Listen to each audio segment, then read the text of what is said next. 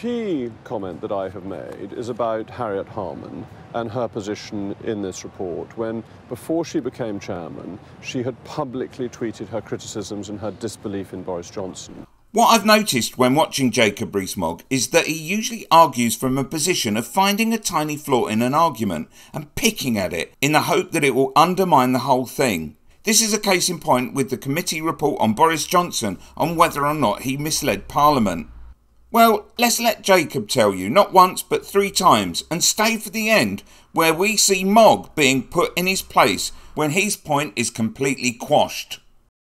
Unfortunately, this committee, a parliamentary committee, a committee of the House of Commons, was flawed from the start.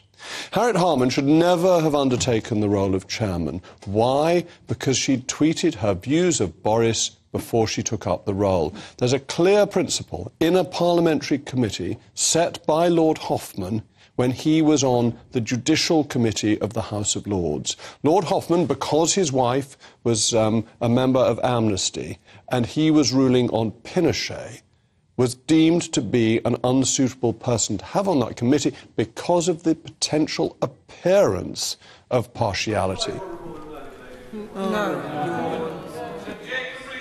I'm very grateful to the Right Honourable and Learned Lady, but I wonder if she could say something of her own position in relation to the precedent set by the Judicial Committee of the House of Lords, when a decision on which Lord Hoffman was involved was set aside not because he was biased, but because of the perception of bias.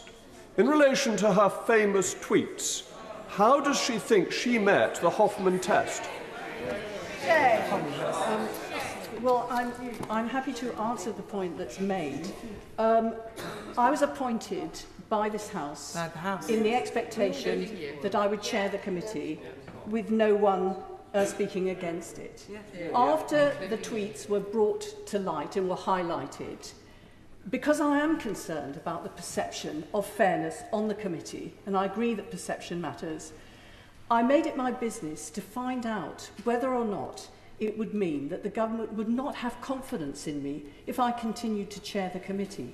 And I actually said I am more than happy to step aside because perception matters, and I don't want to do this if the government doesn't have confidence in me, because I need the whole House to have confidence in the work that the committee has mandated. And I was assured that I should continue the work that the House had mandated with the appointment that the House had put me into, and so I did just that. I